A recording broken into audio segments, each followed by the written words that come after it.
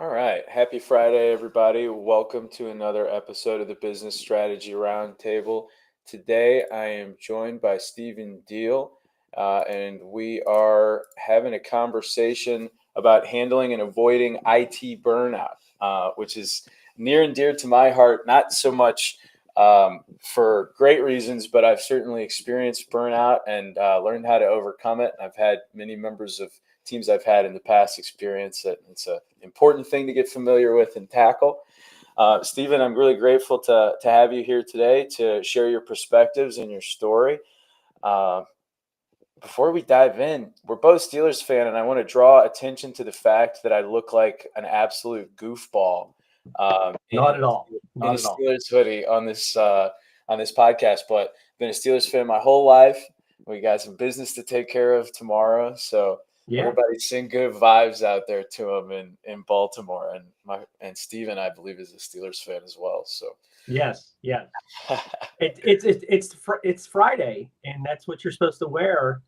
Is something Steelers on Friday, particularly the day before the game.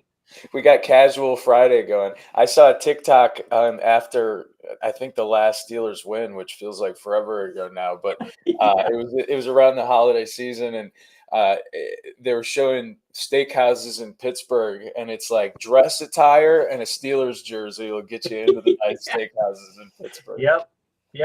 So I'm rocking that. We got my home right now is, or at least my office is Steelers attire or dress attire. That's what we're doing. Right on. Tell me a little bit about where you started. I know we're going to get into diving into burnout in detail, but you mentioned that you had, I think you said 30 years on the corporate side. Yeah. So I'd love to hear a little bit about where you got your expertise in cybersecurity and IT, and how you kind of cut your chops from a career perspective before we start tackling the burnout conversation. Yeah, and thanks for having me. I'm really excited when you reached out. It was, at that time, we didn't even know what the topic was, but you and I had a great conversation. We had multiple conversations. One just kind of led to the other. We really, connected up, and it was, okay, we got to get online and talk about something that we can share with people, because everybody has a great story or great stories, and let's get out there, and because we were able to connect up, it's like, let's do this, let's share this with the world, let's get out there. So I appreciate you setting this up and giving me a platform that I can share some of my story or stories with. And really, I started in pretty much unintentional from the standpoint of getting into the whole IT space. I won't go into all the details, but it was really something that just kind of showed up one day in my early 20s.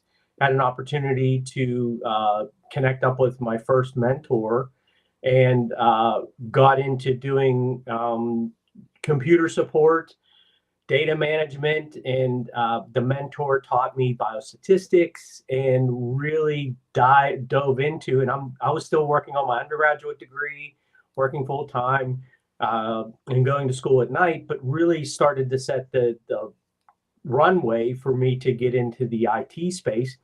And then fast forward to in my career, left Pittsburgh, came back to Pittsburgh, and had an opportunity where I was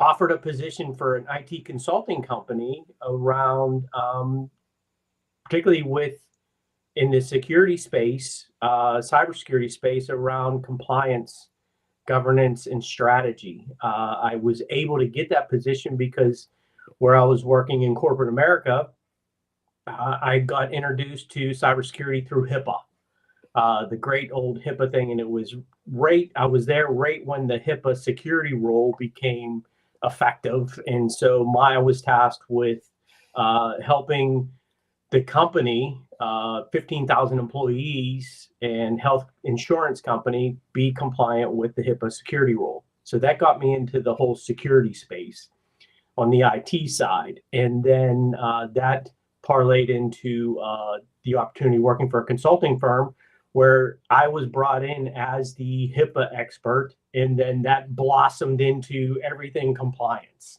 within the cybersecurity space. I was working for the cybersecurity practice for this consulting firm. And really, at that time, I thought that it was something that being with that consulting firm was going to be. I was in my mid 40s, and I was like, I'm 56 now, so it was several years ago, and really thought it was going to be something like, okay, this might be my last gig. 10, 15, 12 years. I can do my thing and then tap out and go like everybody else from Pittsburgh, go and live in Florida in the wintertime and be that snowbird. But and I'll give you more information when we start talking about specifically around IT burnout. But looking at where I was then, I thought, okay, this is a great gig. I get to work with a lot of different companies and really had the opportunity to grow in the cybersecurity space. And while I was there, I got my CISSP certification, and then really utilizing that head first deep dive into the deep end of the pool within the cybersecurity space and really looking at it. But my area of expertise within cybersecurity is around the compliance, governance, and strategy standpoint, very much focused on how businesses work, and then taking the knowledge that I have around cybersecurity and say, how do we do cybersecurity for your company without breaking your processes? Because very much I understand you as a company, you have to still make money. Your processes are how you make money. Yeah. Well, you might be required from a compliance mandate to do cybersecurity, but cybersecurity doesn't have to break your business. It's got to be a right size shoe. Yeah.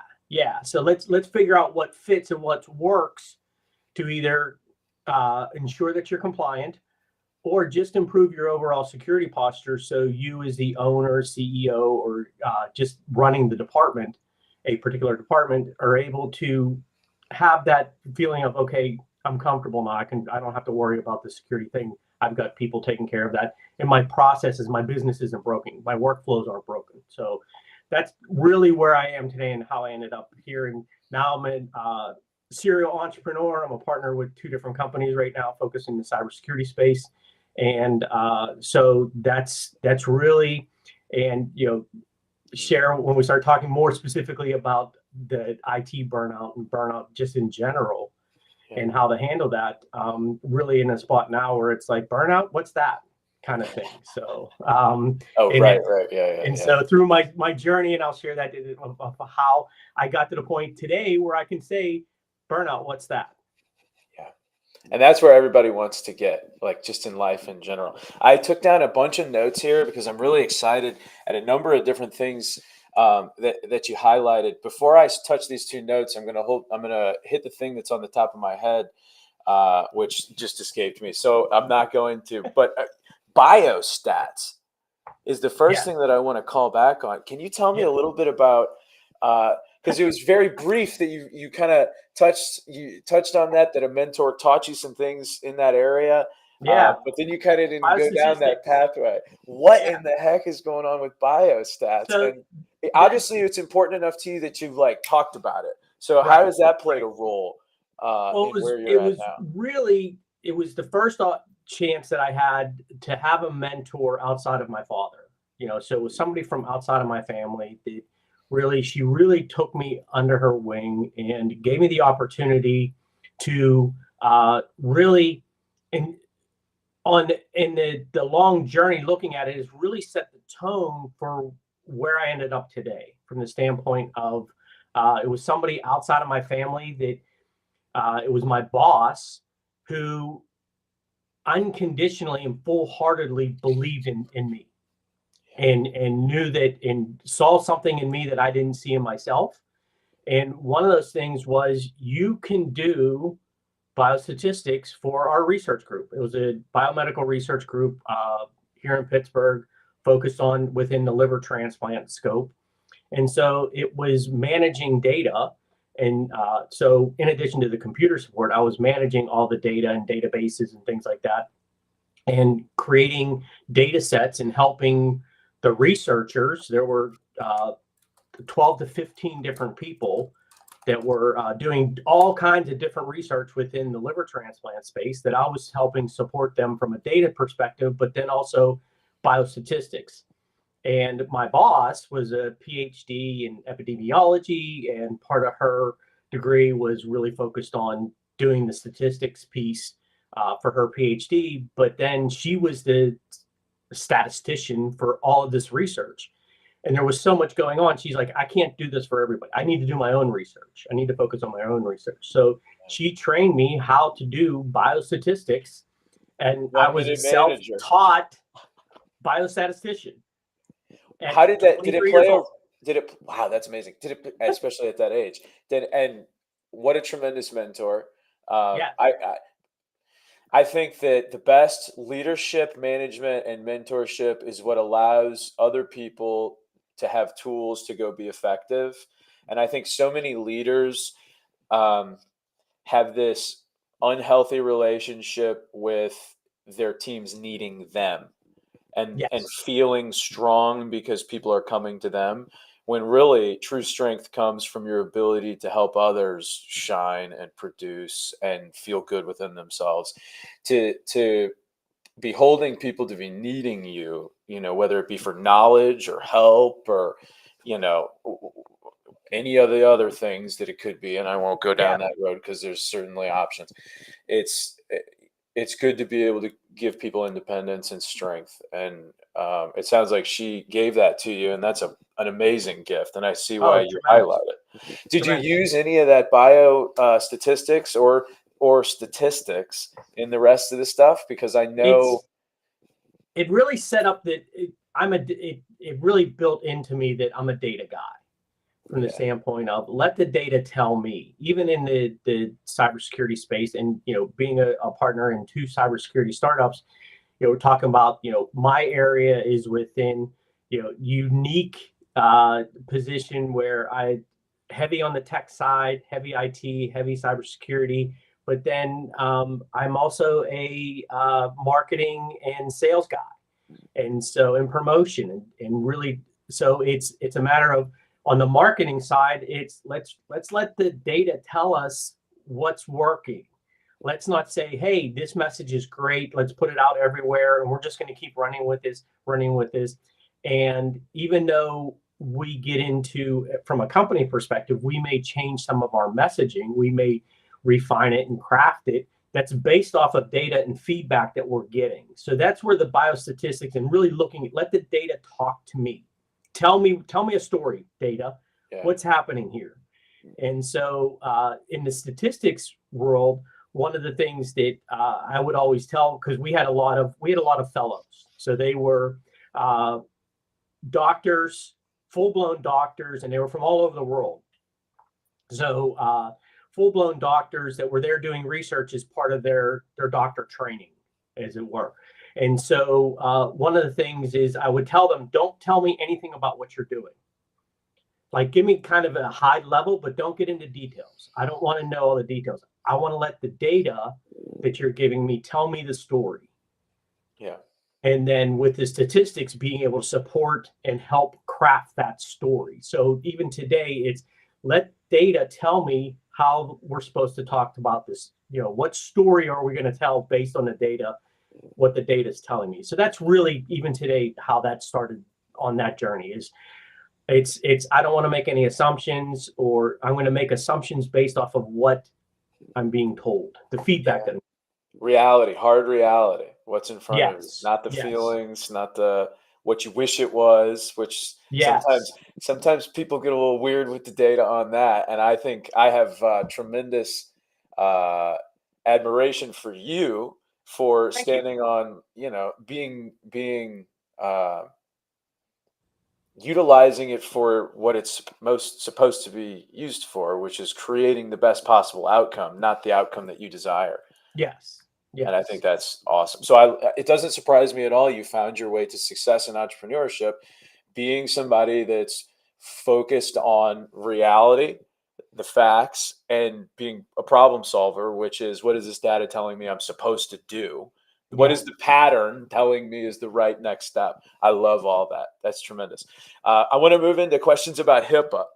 Everybody's freaking favorite thing. I bet everybody knew I was going to dive into HIPAA. So, uh, HIPAA's been around for a while. I think it's probably safe to say it's one, and I don't know this, which is why I'm saying it's probably safe to say, correct me if and when I am wrong, because it will happen. It's probably safe to say that it's one of the first regulatory standards related to data, at least in more of the mainstream space, not related to like, top secret, top, Right, top right. secret information and that type of stuff. So what I'm saying with that is it's older. How effective do you think it is currently? And how good of a stepping stone was it for you to be able to learn the rest of what you now know about the regulatory space? That's a great question, and I'm smiling. And as you were bringing up a HIPAA and talking about data, I started smiling, and I'll share with you why I was smiling when I get into the little bit more details about HIPAA specifically and around data. HIPAA was a very early. It was really, from the what you said is true from the standpoint of something that's hitting the masses. So everybody, because of particularly here in the United States, everybody deals with healthcare in some capacity or another. And so this was really something that impacted pretty much everybody. Even if you don't have health insurance from, one of the big companies, the insurance providers, you're getting health insurance. It might be through Medicaid or Medicare or one of the government entities. You're getting some type of insurance. And so HIPAA is connected to that insurance piece or medical care piece. And so when the data, and what's interesting is that when you look at the other uh, privacy or cybersecurity data protection uh, frameworks that are out there, like GLIBO, which is the Graham something, but it's in the finance space, and that's really gets into on that particular thing that happened shortly before or right around HIPAA did. So it's primarily historically has been around financial institutions, and it's how you segregate primary at the very very high level. Um, it's something that really separates duties from the standpoint of, okay, I can't create a bank account for my company and then, depending on the size of my company, particularly publicly traded companies, but I can't create a bank account and then also write checks or send invoices. I can't send invoices, receive payment, because there's an opportunity for fraud. Right. So it's really trying to reduce that fraud and abuse. All of them, pretty much. The focus is reducing fraud and abuse. HIPAA is slightly different in that it really is focused around privacy. So protecting your data, it's supposed to protect your personal information specific to your health and your whatever treatments or health care that you're getting is trying to protect that. That creates an interesting data component, because a lot of times when you look at it, when you look at privacy specifically, it'll be like, all right, simple things to name: your name, social security number, your address, bank account information. Like, they're very distinct individual pieces of data. HIPAA comes along and says it's combinations of data. So while HIPAA isn't specifically worried about protecting your name, address, and social security number per se, it's your name, address, social security number tied to what medical treatment did you receive? What procedure did you have done? Did you have a blood test? So you're now combining different pieces of data, and that's what falls under protected health information, PHI. So because of the combinations of data, so it's not easily defined. And so there's the challenge. And where that blows up per se, or expands, becomes exponentially harder to manage, is what are those data combinations that I have to then protect? I don't have to protect your blood test by itself. I don't have to protect your name by itself, but you put the two together. Now I have a data set that I have to protect. And the way the law is written is you have to protect it. And then people go, how? Just protect it. How do I protect it? How? Find some cybersecurity thing or some technology out there to help you protect it, whatever that might be. So there's no tell the nurses and the doctors to be good. Yes. Your job is to protect it. How? Just protect it. Right. And so on the cybersecurity and technology space, I say, well, that's easy, but it's cost prohibitive. And it then you start getting into, when you say, yeah, there's a solution. And where I've carved my niche in the cybersecurity space is, yes, there's a solution, but something as simple as, well, not simple, but a simple solution from a concept standpoint is you just encrypt all your data all the time.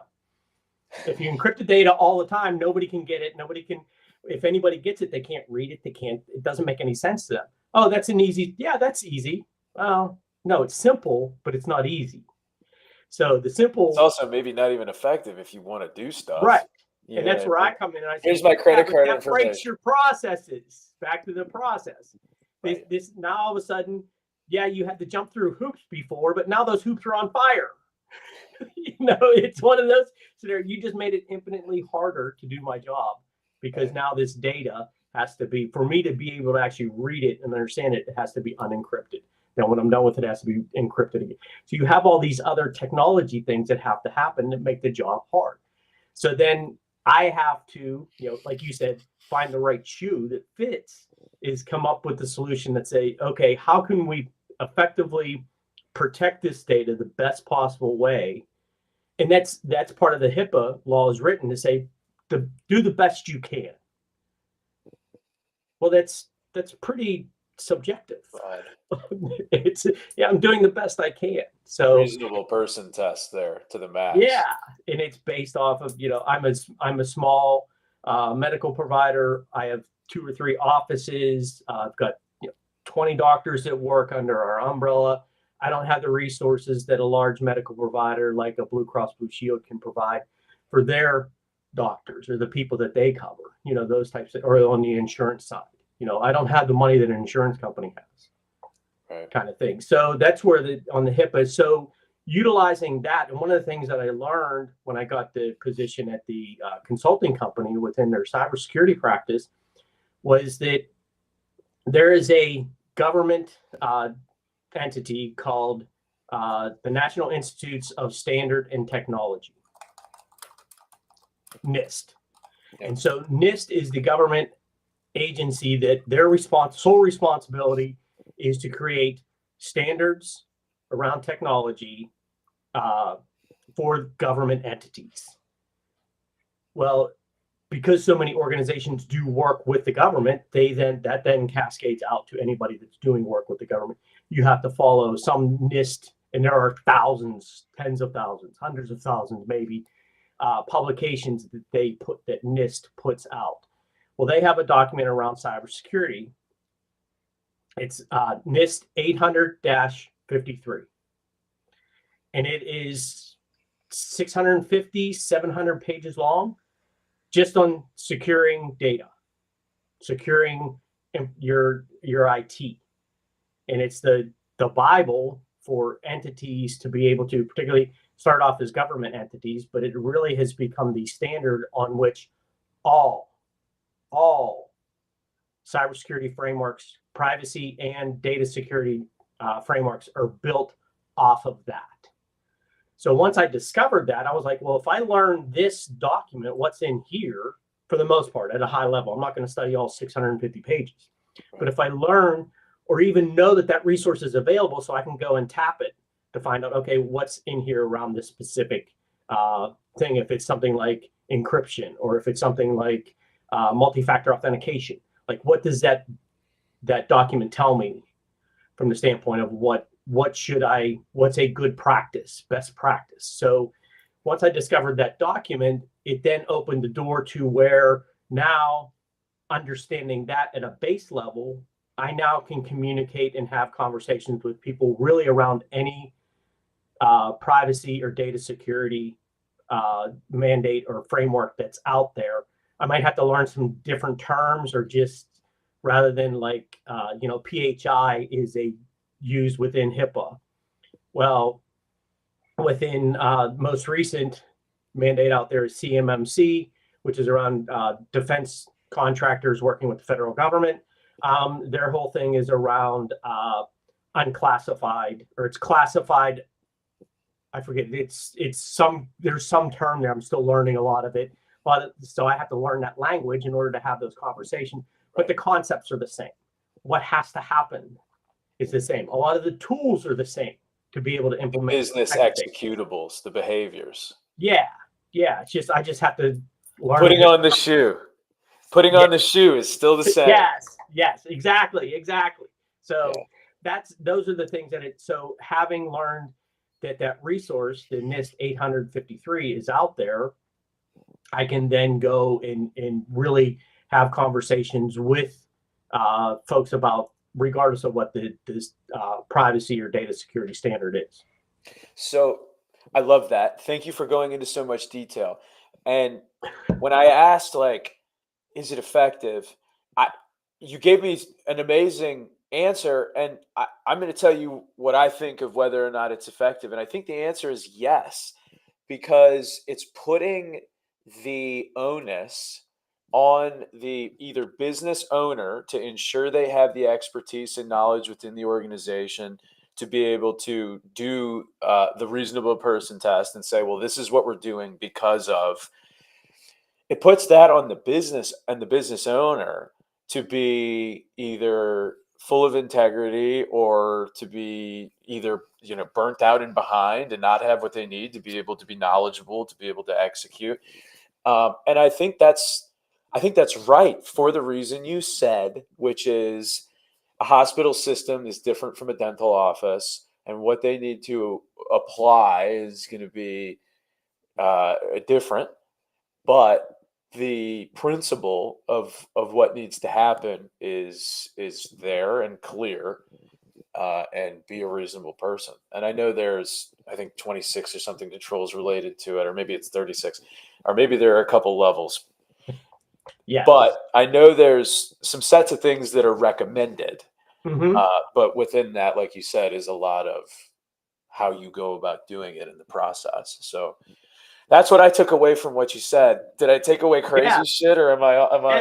Well, am I one of the challenges is that comes about, particularly within the cybersecurity space, is that it's kind of like the way that I share with folks and try to explain it, that I think resonates with a lot of folks is, okay, like dieting or like eating healthy. Everybody knows how to eat healthy. But how many people actually truly on a regular basis eat healthy? Well, that's the way it is in the cybersecurity space, from the standpoint of, I know I need to be doing things to protect the data, but I still have to do these things. Let's say I'm a plumber and I have a plumbing company. Well, I know plumbing really, really well. And I know I have to do something to protect my customer data. and my customers' credit cards and those types of things. I have to do something to protect that data. I have a duty to protect that. Because if one of the credit cards are stolen, it's going to fall back on I didn't do the right things. But quite frankly, I need to focus on doing plumbing. I need to focus on my craft, what I'm really good at doing. And so what ends up happening is a lot of companies will have a IT managed service provider that provides their IT to them, and they are relying on that managed service provider to provide those protections. And while the industry is shifting to where those companies are actually doing more of that, there's a misconception or there isn't a lot full transparency, in my opinion. There's not a lot of companies out there that are in that space that are saying, we are only providing the tool to help you protect the data, or we're only doing these 3 things to help protect the data. And then somebody like me comes along and says, well, you're doing these 3 things. Well, you need to be doing 10 things. So you're missing these other 7. And so there's that disconnect. So I'm coming in as a cybersecurity professional talking to the plumber who only cares about plumbing. My IT people handle protecting my data. And the IT people are going, well, we really don't protect the data. We're not really doing it. All we're doing is making sure that the computer comes on and they're able to connect to the internet, and that they're changing their passwords on some frequency. And so it's really fallen on me from the standpoint of having to evangelize, so to speak, out there saying, well, you need to be doing these additional 7 things. And by the way, it's going to cost you more. Well, the plumber's going to go, well, I can't pay anymore. And so that's quick side note. That's what the CMMC thing for so long is because somebody in the federal government asked the right question of like, well, who's going to pay for this? And it was, oh, yeah, we didn't think of that. And so I've been in the process with CMMC since 2018. So that goes back to the one of the main points you were making as it relates to effectively rolling this out, putting the shoe on, which is ensuring that your IT and cybersecurity people have at least a conduit for understanding to what business process and what makes the car go, so to speak, in terms of the business being effective, which it sounds like is something you do to a high degree in your entrepreneurial endeavors, especially now. To continue, this just popped into my head, and to continue kind of the shoe fitting analogy is around, okay, the shoe fits, I put my foot in the shoe, it fits, everything's great. And it's like, oh, well, by the way, you have to tie it. Yeah. Well, how do I tie it? Okay, here, you tie it. Oh, by the way, you didn't cinch it up before you tied it. And so I'm the guy going, wait a minute, you have to cinch it up. Yeah, you got your shoe in, you tied it, that looks great, but you're going to fall. Right. and that's what the IT, that's what you hope the IT service providers, MSPs, MSSPs, that's what you hope they fill in terms of a role, because they have to know the detail, because the plumber or the baker or the pizza maker, that's not their specialty. Then, like you said, they need to focus on what it is that's primary to them. And it definitely goes because of the experience that I have in working with companies of all sizes. It's not just the small companies; it's the large companies too. Everybody, it's a challenge for everybody, and it's really competency isn't free, right? Especially high level competency. Yes. It's hard to, that's one of the things that that I'm so passionate about, and talking about it with folks like you and on this platform and platforms like this, and being able to get it out there of, there are people like myself, there are a lot of people like myself that are out there that can help. And okay, you don't have to learn how to do it. Like, I hire a plumber because I know a little bit about plumbing, and I have some tools that I can do a little bit of plumbing, like I can put a toilet in. But like, okay, if I need to run new water lines to a particular part of my house, I don't know how to do that. Or if I need to, like, there are things that I just don't know how to do, but I hire a plumber to do that because they have the expertise. Exactly. Well, that's where we are in the cybersecurity professionals are like, come to us, we will help you. Right. Don't try to learn this on your own, or don't say, hey, I deployed this application. It's doing everything I needed to do. Well, maybe not. Maybe you're not doing everything you need to do with it. Right. You don't have it configured correctly. You Right. haven't set the dials and hit the right switches to get it to work correctly. Absolutely. I want to make sure that we're thoughtful of time and get Yes. into the burnout conversation. So I think what I'm going to ask is you kind of talked through where you got a lot of your knowledge and where you focus. Talk to me a little bit about getting to the point where you love everything that you're doing and you've integrated yourself with your work life, um, or kind of lead into the burnout. I don't know if you got burnt out and went to entrepreneurship, or what. Yeah. Talk to me about your relationship Yeah. with burnout and becoming an entrepreneur. So, a little background for anybody that's catching this is that, when Zach and I were first talking, and he was talking about, let's talk about burnout, and, can you talk about ways to avoid it, or, how do you manage it? And I'm like, burnout, it doesn't exist. What are you talking about? And so I am in a position today where I can say that because I'm really passionate about what I'm doing. I'm, in an entrepreneur setting, as a partner with two cybersecurity startups. I'm truly, and I'm kind of maybe putting the cart before the horse, but for the first time in my life in my mid 50s, and I felt this way for probably, since I left corporate America in my mid to late 40s. So for the last 7-8 years, I have felt that what I'm doing is in alignment with who I am.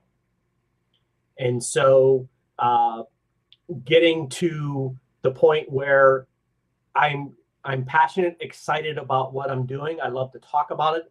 I love to do all the little mundane, some of it can be mind numbing, but those things excite me. I enjoy doing them. And there was a time in my life where I experienced burnout, and it was, when I worked in this, this has been an amazing, what we've talked about. It's just telling everybody full transparency, because that's how I operate. We didn't plan any of this conversation other than some high level topics, and talking about my journey ties perfectly into sharing with you, everybody, about handling and avoiding burnout. And when I was working in biomedical research, I loved what I was doing. I worked all the time because I loved what I was doing. It wasn't work. It was passionate. It was in alignment with who I am or who I was at the time, but it didn't pay very well. And that's kind of the trade-off, or supposed to be kind of the trade-off, is if you do something that you love to do, particularly in biomedical research, it doesn't pay very well unless you get to the very, very top. And so I was like, I'm somewhat money motivated, money inspired. And it was like, okay, I need to go to corporate America. I need to get into corporate America. I ended up getting an undergraduate degree in management and information systems. It's like, okay, I have skill set that I can then take into the corporate world and get a job and make more money. And it's the focus being, okay, I want to make more money, because at that time and up until my mid 40s, the thought was, if I make more money, I will become more fulfilled and be happier. Right. I'll get 5 weeks vacation every year. I'll have a nice house. I'll have nice cars. I'm a car guy, so I can buy multiple cars. I can do all these things. I will have some freedom, supposedly, that money will provide me. And that's attractive. And I think a lot of people fall into that.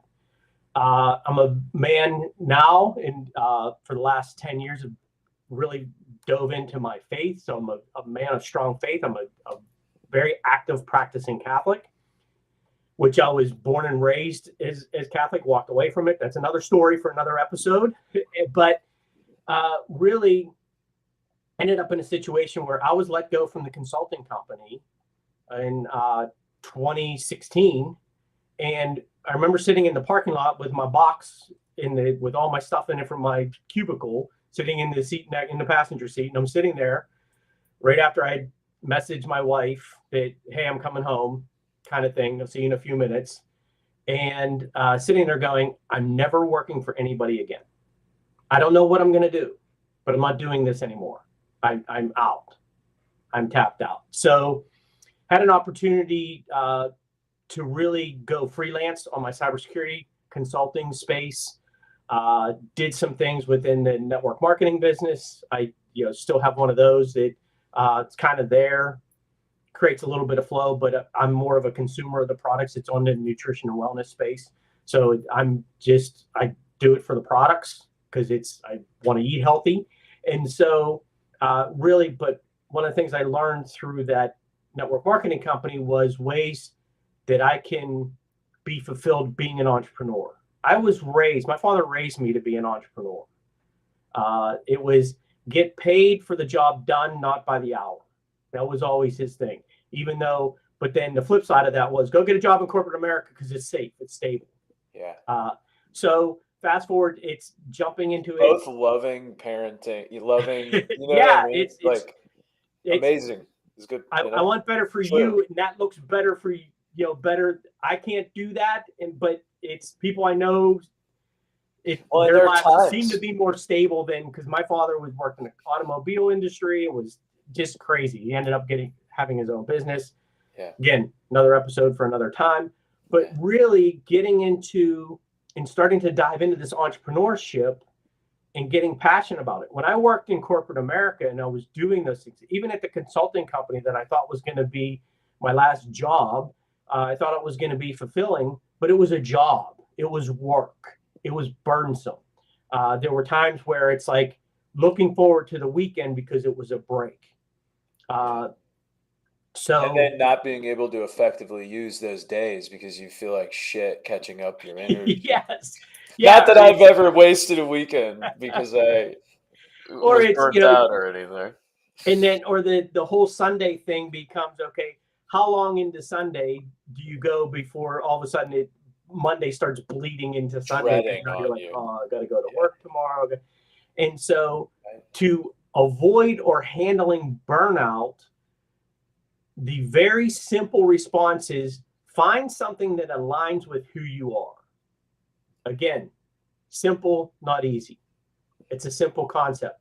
Find something and letting go of this whole idea of my success is tied to material things or, clothing, house, car, vacations, trips, whatever it might be. Letting go of those things and really diving into who you are. I'm convinced, and I've seen this happen. I've experienced it myself to a degree. Still have a long part of my journey left to go on the entrepreneur side. But when I've seen people and I've talked to people and I've even coached people, I do some business coaching as well with small businesses. That was kind of the product of the network marketing space. Of helping people, you do what you're passionate about, you can find a way to make money and make really good money. Right. If you find what you're passionate about, so spend your time figuring out what that is, you won't have burnout. You won't experience it because it's in alignment with who you are, who God created you to be, the reason you're here on this planet. Won't get too deep into the faith, but just from that standpoint of it's you don't have to dive into the faith piece of it if you don't want to, but find what aligns with you, and trust me, you can find a way to monetize that. But don't worry about it. It'll just happen because people want to be around you because they see you're passionate about something. I love seeing people and interacting with people that are, I call it doing their thing. Like when people are in their element and doing their thing, I love to see that because they start to blossom as a person. Their complexion changes. Their eyes start to light up. They start to become the person that they're supposed to be. And so avoiding burnout is find out what that alignment is. And in handling it, if you're in a situation where you haven't figured that out, most people haven't, but if you haven't figured that out on how to handle it, start finding things outside of that grind, a daily grind of your job. And, job isn't even a really nice sounding word. But that grind of, if you're like you did, you worked in a restaurant business, you worked in, if you have to do that to support yourself, but start looking for things that interest you, that you want to do, and then that can help you handle burnout that you may be experiencing or feeling in your job. Everything you said is amazing and true. And you can look to, so it touched me when you talked about my experience in restaurant, because I was in restaurants pretty much my entire life, whether it be, reprieve with family, or whether it be when I first started being able to make money at 14 years old as a busser in my like favorite local restaurant as a kid, all the way up into, graduating from college and being like, oh my God, I get to go on this journey and be, and it was never, I want to be in restaurants, but it was always that I felt most comfortable being naturally myself around the people in restaurants and in the restaurant environment, because there's plenty of people to talk to, there's plenty of stuff to do. I could be busy, I could be focused, there's music playing, and there's all these different personalities. Mm-hmm. When you're in a job, look for the things that are bright about the job, because that silver lining of the thing you maybe don't love on whole will help guide you to what the thing is that maybe you're supposed to be doing. Or maybe you're, I'm a man of faith as well, so I love what you said. But for those who listen to this that aren't, maybe just the way that your atoms and molecules fell together and your experiences fell together have you set up to be primed to do X, Y, and Z.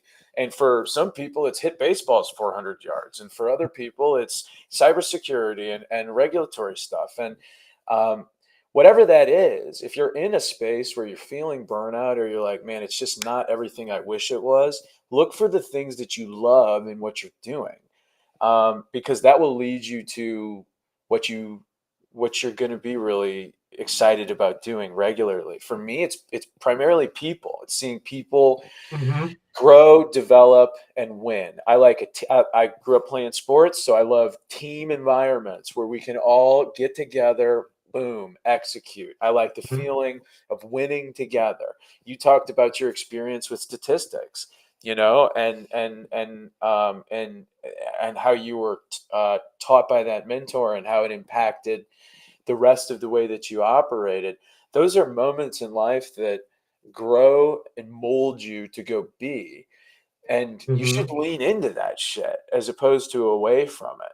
And there are Right. times in life where you may have to take the corporate job and make the money because you want to have your family, or make sure that your wife gets to do what she wants to do, or that your kids get to do what they want to do, but that's sacrifice, right? And Mm-hmm. as long as you're working towards something that you feel is,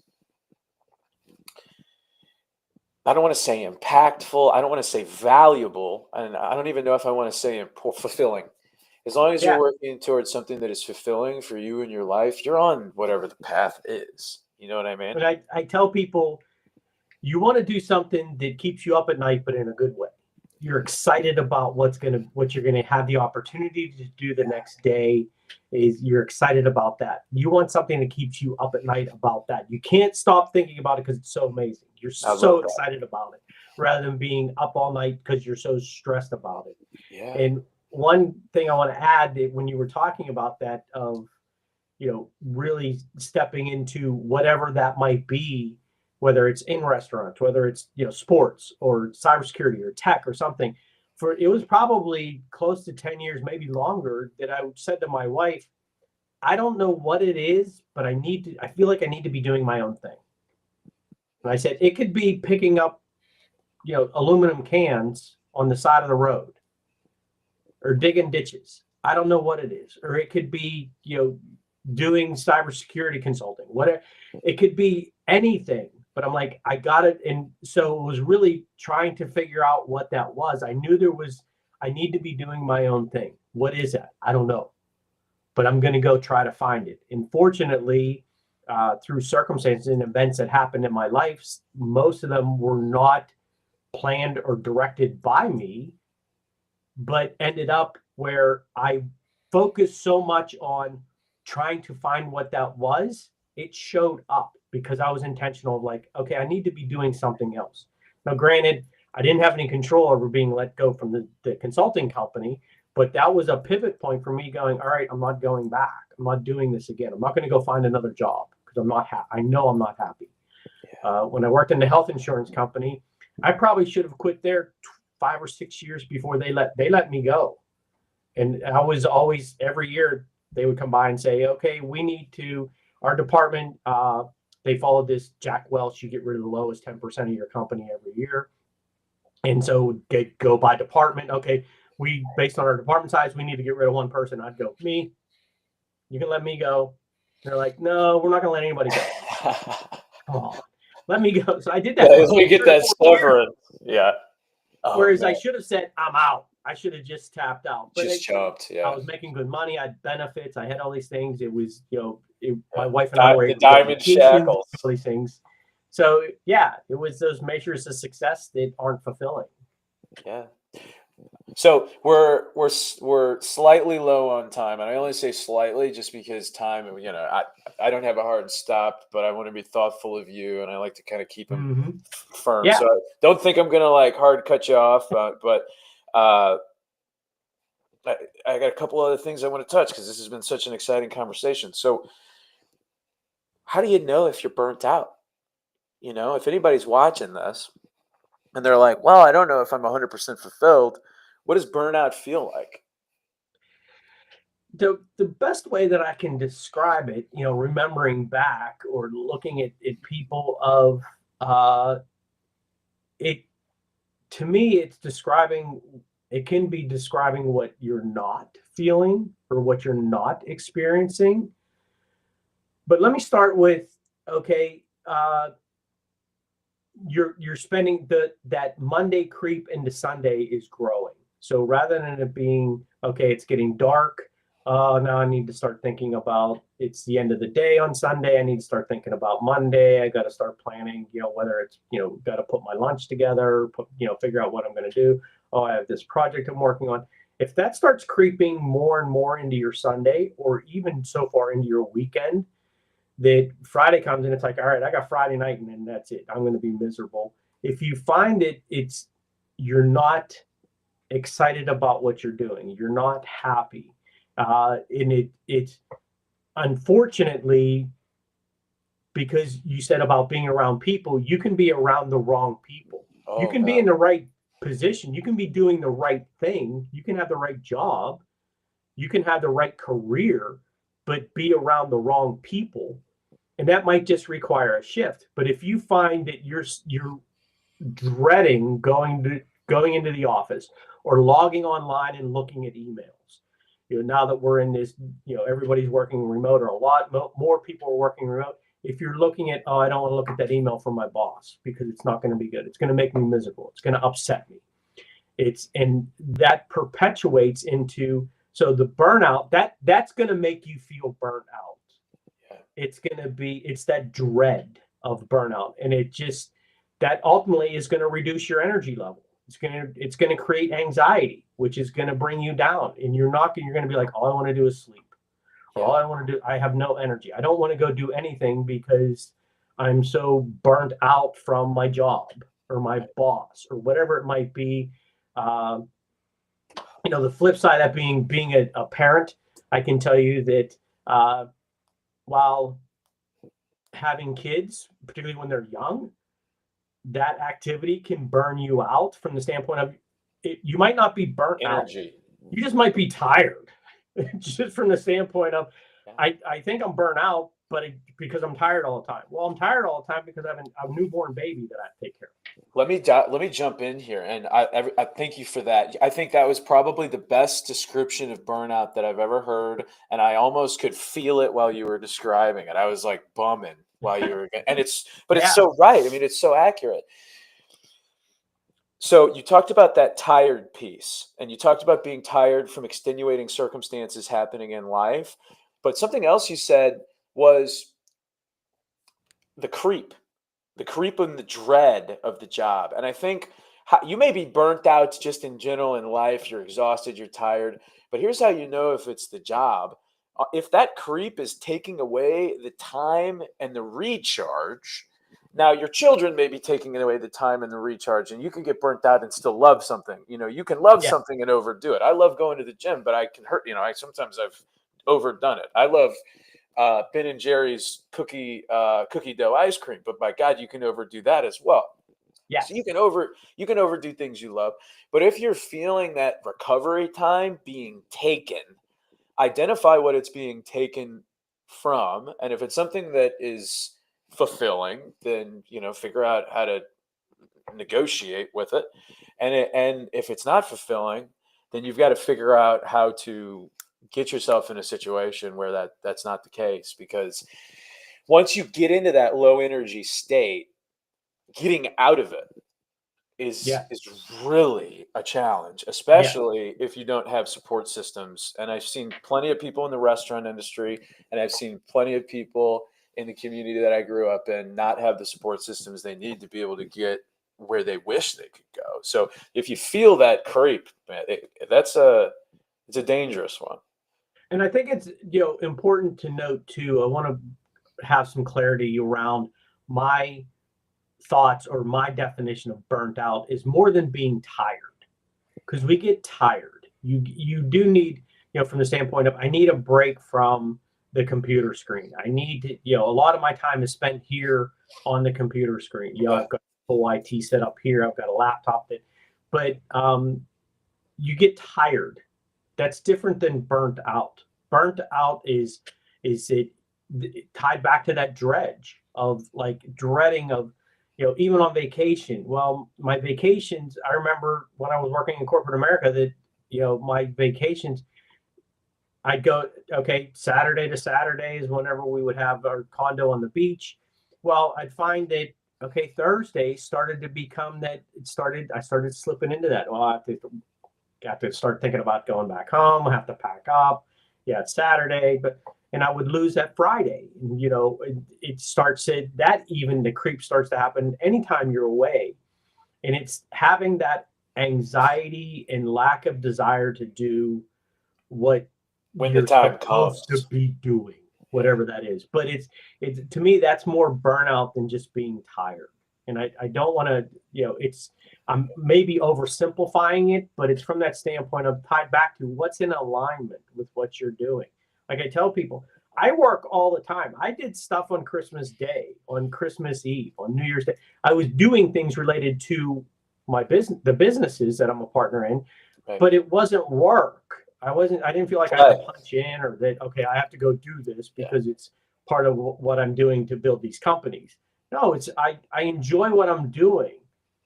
And part of that being too tied back to, I understand that these activities, because it's in alignment, and also because from an entrepreneur standpoint, I know that activities I do today are going to pay me down the road. And if I don't do these today, I'm not going to get paid later. Absolutely.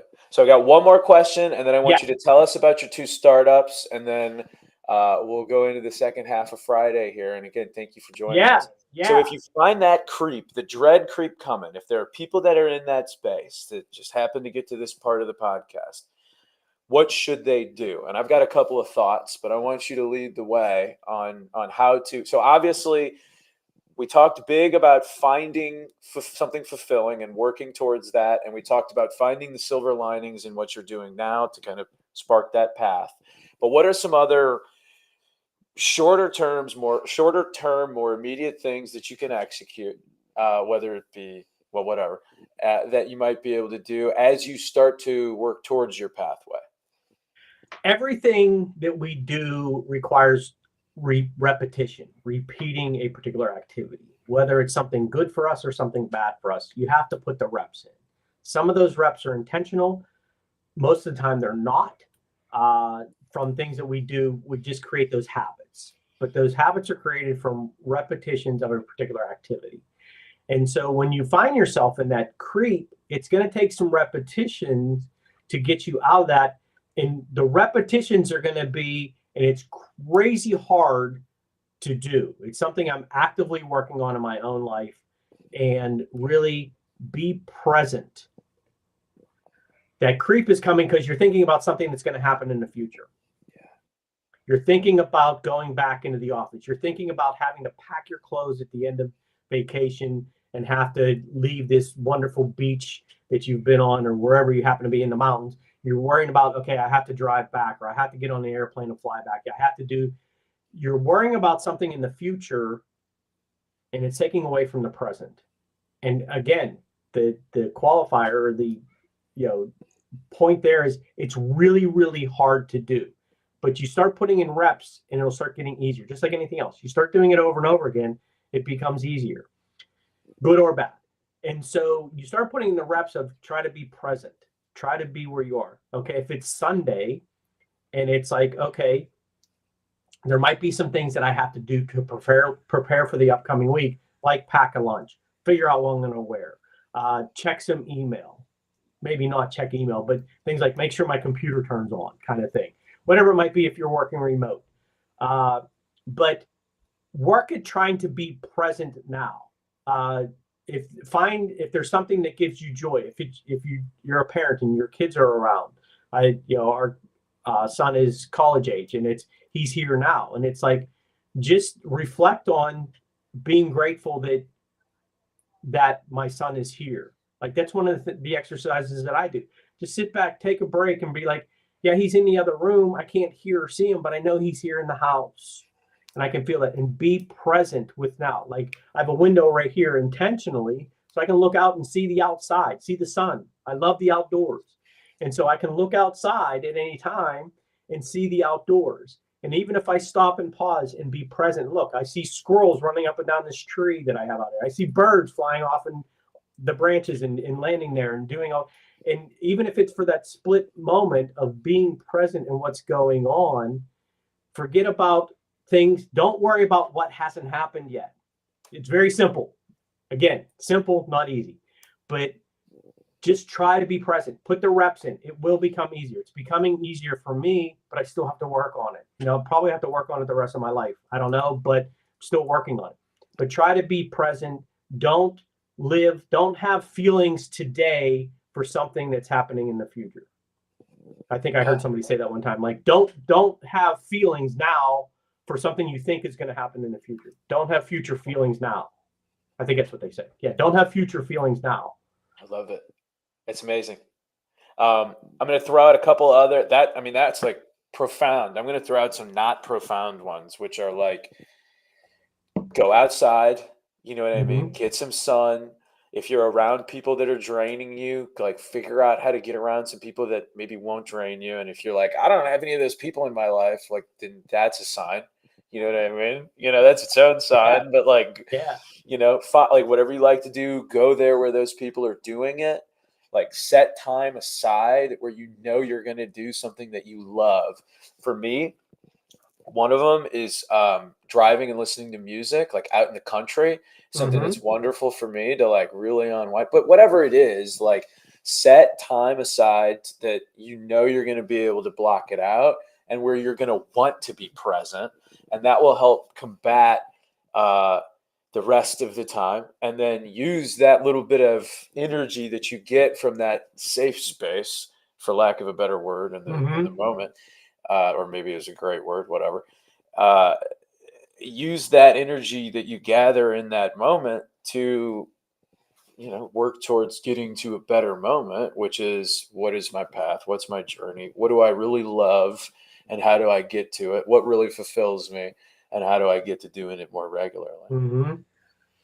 And it's unfortunately, it's very easy. And I was a practitioner of this for many, many years, and have since stopped leaning toward doing those repetitions that are harmful. I was at a point in my life, part of my journey, my story is that I was drinking alcohol every single day. I was in a point where I was drinking, and I was drinking just to numb myself. I didn't want to feel anything. Now I want to feel everything.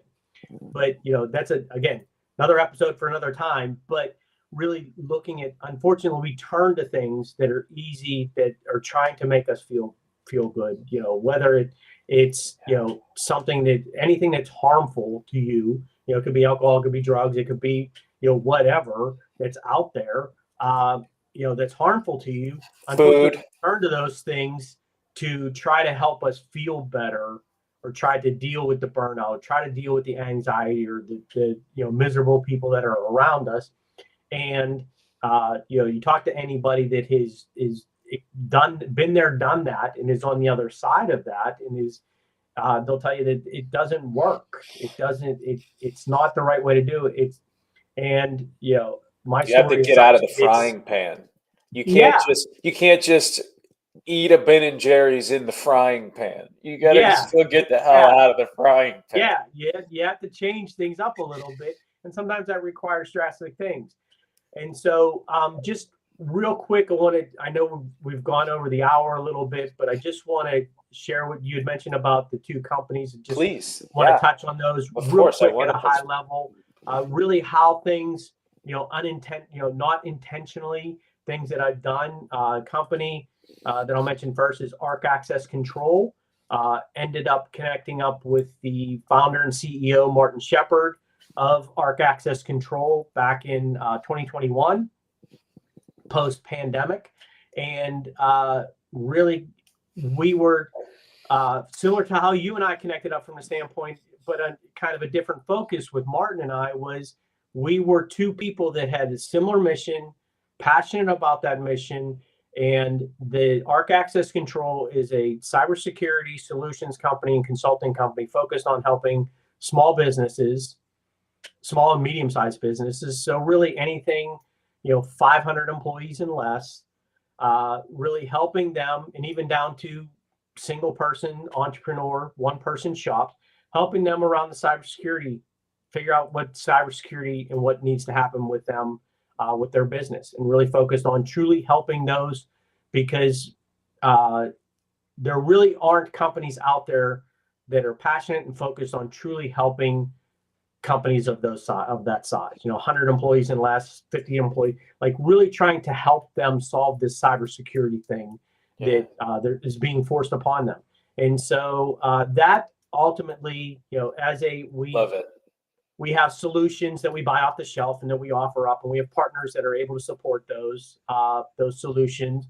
And in that journey led us to acquiring SciDef, which is a solution to help with detecting threats within an organization. That company's focused on 1,000 employees and more. It's enterprise level. It's an additional layer tool. It's not replacing anything that's out there. We were talking about this earlier today on one of our team calls. Was, we are different in the marketplace, and it's being able to get out there and talk about how we're different. And where we're different is we are people focused. We are truly, from a company standpoint, we have people. We have a security operations center staffed by well-trained people. We have a patented product that it actually has 3 patents, and that allows our security folks, our SOC analysts, to be able to find bad things on your computers faster than any other company. And we also find things that nobody can find. We detect the undetected. And so we were actually looking at becoming a distributor of the SciDef solution. And through our due diligence in onboarding and looking at onboarding them, it came about that we were able to acquire them. So still heavily focused within the cybersecurity space, 2 different hats. One is I'm talking about a solution to help large companies. The other one is primarily around the consulting space and helping organizations, small companies, really build out their cybersecurity or do things. The biggest thing is you're part of a supply chain.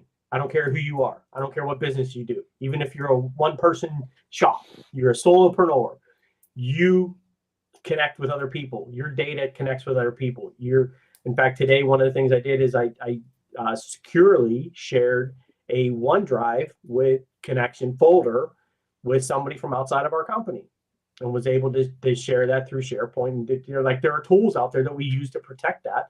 And so I was able to do that because I'm sharing data with somebody else that's outside of my company. And so that's out there. You have to figure out how to do that. And that's really, we're heavily focused on people. It's, awesome. Everybody, people matter. And I love people. I love being around people. So those are quick pitches. Check out the websites. Hit me up on LinkedIn. I can share more with you. Thank you, Stephen. People are key for scale. Forgive me for starting to interrupt you there. Thank you for coming on, for sharing your story, your expertise, helping us to paint this burnout conversation for folks, and to offer up some solutions. Thank you so much to everybody who joined for the Business Strategies Roundtable this week. Next week, we're welcoming John Robertson from Encircle Marketplace back for another conversation about artificial intelligence. We're going to break apart what's going on with Willow. So he's awesome to continue to share his expertise with us, and I can't wait to explore that. I hate to do it, but shameless plug for liking and subscribing and checking out the YouTube, just because social credibility matters. And if you like what we put together, let people know, because we want to continue to share good information and messages with folks. So, Stephen, thanks for being on. Everybody else, happy Friday, and looking forward to next week. Thanks, everybody. Have a great one, y'all.